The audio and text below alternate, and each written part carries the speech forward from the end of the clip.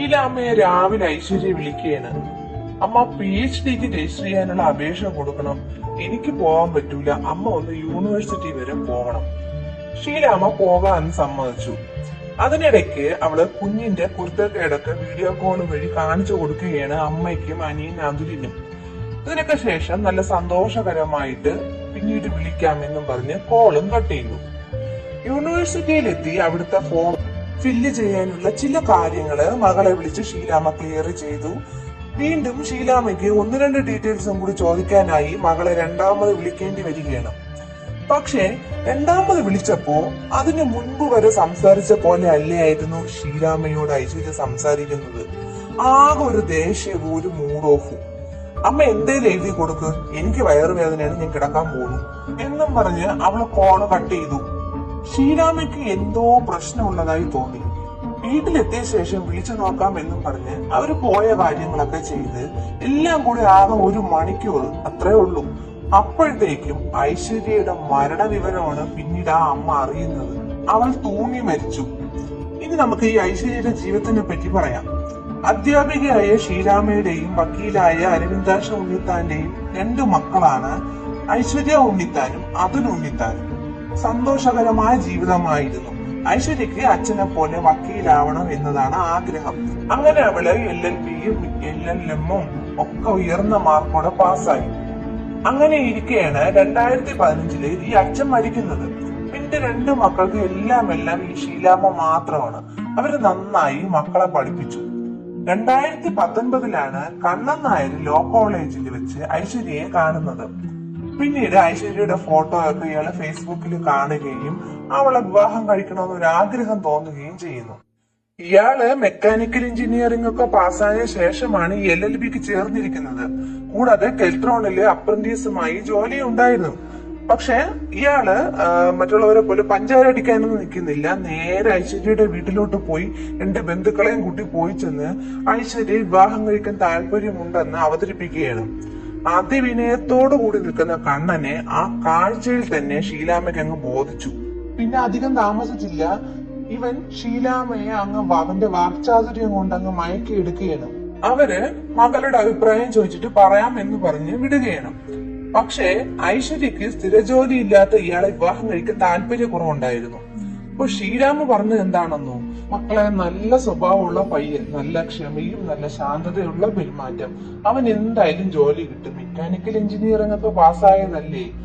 പക്ഷെ ഐശ്വര്യക്ക് മനസ്സിലായി അമ്മയ്ക്ക് നല്ല ഇഷ്ടപ്പെട്ടിരിക്കുകയാണ് എന്ന്. അതുകൊണ്ട് തന്നെ ഐശ്വര്യ അങ്ങ് സമ്മതം മൂളുകയാണ്.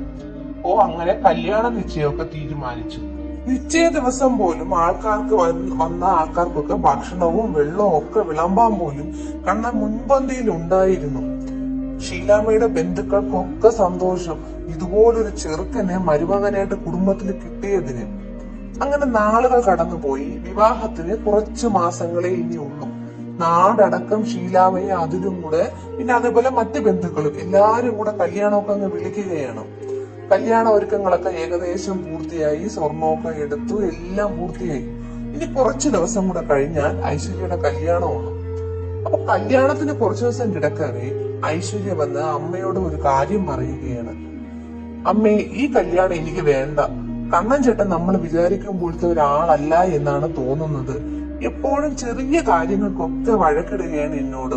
ഇളയും കൂടെ വഴക്കിട്ടിരുന്നു. അപ്പൊ പറയണത്, നീ അങ്ങോട്ടല്ലേ വരുന്നത്, നിന്റെ അസ്ഥി ഞാൻ ഒടിക്കുമെന്നാണ്. എനിക്ക് എന്തോ അമ്മ പേടി തോന്നുന്നു, അതുകൊണ്ട് നമുക്ക് ഈ കല്യാണം വേണ്ട. ഇത് കേട്ട് ഷീലാമ്മയ്ക്ക് ആകെ ടെൻഷൻ ആവുകയാണ്. കാരണം കല്യാണത്തിന് ഇനി കുറച്ച് ദിവസങ്ങളേ ഉള്ളൂ. പക്ഷെ അവരപ്പോഴും ചിന്തിച്ചത് സമൂഹത്തിനെ പറ്റിയായിരുന്നു. ഒരു അധ്യാപികയായിട്ട് കൂടി സാധാരണ ഒരു അമ്മയെ പോലെയാണ് അവര് ചിന്തിക്കുന്നത്. എന്നിട്ടും അവരെ കണ്ണനോട് ചോദിക്കുകയാണ് ഇവർ തമ്മിലുള്ള പ്രശ്നത്തിനെ പറ്റി. അതിവിദഗ്ധമായിട്ട് അവിടെയും ഇവൻ പറഞ്ഞ് സോപ്പിട്ടെടുക്കുകയാണ്. അയ്യോ അമ്മ, അതിനെ തമാശക്ക് പറഞ്ഞതാണ്. കണ്ണന്റെ അച്ഛനും ഇവർക്ക് ഉറപ്പ് കൊടുക്കുകയാണ്, നിങ്ങൾ ഒന്നും കൊണ്ടും ടെൻഷൻ അടിക്കണ്ട, നിങ്ങളുടെ മകളുടെ ഉത്തരവാദിത്വം മുഴുവൻ ഞങ്ങൾക്കാണ്. അങ്ങനെ ആ ഒരു വിശ്വാസത്തില് ഈ കല്യാണം അങ്ങ് നടക്കുകയാണ്. കല്യാണം കഴിഞ്ഞ ദിവസം കണ്ണന്റെ മുത്തശ്ശി ഐശ്വര്യയോട് പറയുകയാണ്, നീ ഇവനെ ഒന്ന് ശ്രദ്ധിച്ചോ എന്ന്. അതായത് ഒരു മുന്നറിയിപ്പ് കൊടുക്കുകയാണ്. ഐശ്വര്യക്ക് എന്തോ ഒരു പേടി മനസ്സിൽ തോന്നി. ആ പേടി വെറുതെ ആയില്ല. നിസ്സാര കാര്യത്തിന് പോലും ഇവൻ അവളെ ഉപദ്രവിക്കാൻ തുടങ്ങി. വീട്ടില് ഒന്ന് വലയിരുന്നാ പോലും ഇവൻ അവളെ അടിക്കും. ഐശ്വര്യയെ ഉപദ്രവിച്ചിരുന്നത് അവള് വീട്ടിൽ അറിയിച്ചില്ല. ഒരു ദിവസം ഷീലാമ്മ അത് നേരിട്ട് കാണുകയാണ്, മകളുടെ മുടിയെ കുത്തിപ്പിടിച്ച് തല ചുവരിലിടിക്കുന്നത്.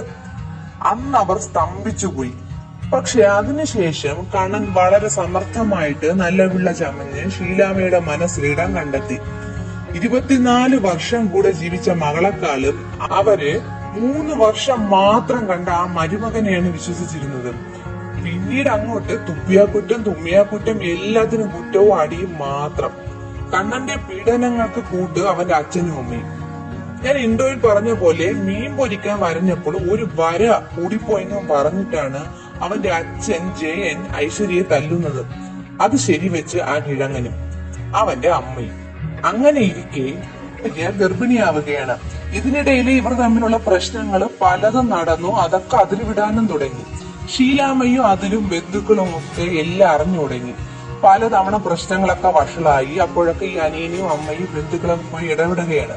അങ്ങനെ അവസാനം ഷീലാമ്മയെ മരുമകൻ കൈവയ്ക്കുന്ന ഒരു അവസ്ഥ വന്നു. അതോടെ ഐശ്വര്യ പിണങ്ങി കുറച്ചു ദിവസം സ്വന്തം വീട്ടിൽ വന്നു നിന്നു. പിന്നീട് ഡിവോഴ്സിന് ശ്രമിച്ചെങ്കിലും കോടതി ഇവരുടെക്ക് ആദ്യം കൊടുക്കുന്നത് കൗൺസിലിംഗ് ആണ്. അതിനുശേഷം കണ്ണൻ അവന്റെ അഭിനയം പുറത്തെടുത്ത് ഐശ്വര്യയെ സ്വന്തം വീട്ടിലേക്ക് കൂട്ടിക്കൊണ്ടു പോവുകയാണ്. പ്രസവം അടുക്കാറായപ്പോ വീണ്ടും ഇവന് സൂക്കേട് തുടങ്ങി. ഇവ അവളുടെ അടുത്ത് പറയാണ്, ആൺകുഞ്ഞാണെങ്കിൽ ഓക്കെ, പെൺകുഞ്ഞാണെങ്കിൽ നീ ഇനി അനുഭവിക്കാൻ പോണതേ ഉള്ളൂ. പക്ഷെ അത് കേട്ടപ്പോ ഐശ്വര്യക്ക് ഭയങ്കര പേടിയായിരുന്നു. ഇനി പെൺകുഞ്ഞായ ഇവൻ എങ്ങനെയൊക്കെ ക്രൂരത കാണിക്കുമെന്ന്. അപ്പൊ അവൾ അവളെ അമ്മയോട് ഈ ഭീഷണി ഒന്നും പറയുന്നില്ല, പെൺകുഞ്ഞാവാതെ ആൺകുഞ്ഞായ മതിയായിരുന്നു എന്നാണ് ഐശ്വര്യ പറഞ്ഞുകൊണ്ടിരുന്നത്. പക്ഷെ ഐശ്വര്യ അവിടെ നടക്കുന്ന എല്ലാ കാര്യങ്ങളും ഒരു ഡയറിയിൽ എഴുതി വെക്കുമായിരുന്നു. അത് ആർക്കും അറിയില്ല. ഐശ്വര്യ അങ്ങനെ പ്രസവിക്കുകയാണ് ഒരു പെൺകുഞ്ഞിനെ. ഇതോടെ ഇവന്റെ ക്രൂര സ്വഭാവം മുഴുവൻ പുറത്തു വരികയാണ്. ആ പിഞ്ചു കുഞ്ഞിനെ പോലും ഇവൻ ഉപദ്രവിക്കാൻ തുടങ്ങി. വീട്ടുകാർക്കെല്ലാം പറഞ്ഞു കൊടുക്കുന്നത് ഐശ്വര്യയാണെന്നും പറഞ്ഞിട്ട് ഐശ്വര്യയെ ഫോൺ വിളിക്കാൻ പോലും ഇവ അനുവദിക്കാതെയായി. കണ്ണൻ അവിടെ ഇല്ലാത്തപ്പോ മാത്രമാണ് ഐശ്വര്യ വീട്ടില് പാത്തും പതുങ്ങിയും ഫോൺ വിളിച്ചിരുന്നത്. കുഞ്ഞിന്റെ 1 വയസ്സ് ആഘോഷത്തിനിടയിലും കുഞ്ഞിനെയും ഐശ്വര്യയെയും ഇവൻ മർദ്ദിച്ചു. ഇത് കണ്ട് ഇടപെട്ട ഷീലാമ്മയ്ക്കും കിട്ടി തല്ല്. അതോടെ അതിലുമായും വാക്കേറ്റവും കയ്യാങ്കളിയൊക്കെയായി ഇങ്ങനെ പ്രശ്നങ്ങളായിട്ട് പോവുകയാണ് ഇവര്. അങ്ങനെ കുറച്ച് ദിവസങ്ങൾക്ക് ശേഷമാണ് PhD രജിസ്ട്രേഷന് വേണ്ടിയിട്ട് അമ്മയെ വിളിച്ചതും. ഈ വിളിച്ച 1 മണിക്കൂറിന് ശേഷം ഐശ്വര്യ ഭർത്താവിന്റെ വീട്ടിൽ തൂങ്ങി മരിക്കുന്നതും. ഐശ്വര്യയുടെ ബന്ധുക്കളുടെ പരാതിയിലെ പോലീസ് കണ്ണനെ അറസ്റ്റ് ചെയ്തു. ഐശ്വര്യ തൂങ്ങിയപ്പോ ഐശ്വര്യയുടെ ആശുപത്രിയിലോട്ട് കൊണ്ടുവന്നത് കണ്ണനും കണ്ണന്റെ അച്ഛനുമായിരുന്നു. എന്നിട്ട് ഇവർ ആശുപത്രിയിൽ നിന്ന് മുങ്ങുകയാണ് ചെയ്തത്. പിടിയിലായ കണ്ണൻ പറഞ്ഞത് റേഷൻ കടയിൽ അരി വാങ്ങാൻ പോകുമ്പോ ഓട്ടയുള്ള ഒരു സഞ്ചിയാണ് ഐശ്വര്യ കൊടുത്തു വിട്ടത്. അതില് ദേഷ്യം വന്ന് താൻ റേഷൻ കടയിൽ വച്ചിട്ട് വിളിച്ച് വഴക്ക് പറഞ്ഞിരുന്നു. അത് കാരണമാണ് അവള് തൂങ്ങിയത് എന്നാണ്. എന്തു തന്നെ ആയാലും അയാൾ ഇന്ന് ജയിലിലാണ്. ശിക്ഷ ഇതുവരെ വിധിച്ചിട്ടില്ല. ഐശ്വര്യയുടെ മകളെ വളർത്തി ആ അമ്മയും അനിയനും ഇന്നും ജീവിക്കുന്നു. ആ കുട്ടിക്ക് നീതി കിട്ടുമെന്നൊരു വിശ്വാസം ആ കുടുംബത്തിനുണ്ട്. നിങ്ങൾക്ക് എന്താണ് ഈ കേസിന്റെ വിധിയെപ്പറ്റി തോന്നുന്നത്? നിസ്സാര ശിക്ഷ ഏറ്റുവാങ്ങി ഇവൻ പുറത്തിറങ്ങുമോ, അതോ ആ കുടുംബം ആഗ്രഹിക്കുന്ന കടുത്ത ശിക്ഷ തന്നെ നിയമം ഇവന് കൊടുക്കുമോ? എന്തായാലും നിങ്ങളുടെ അഭിപ്രായം കമന്റ് ചെയ്യൂ. പുതിയൊരു ക്രൈം ത്രില്ലറുമായി വീണ്ടും വരാം. Thanks for watching.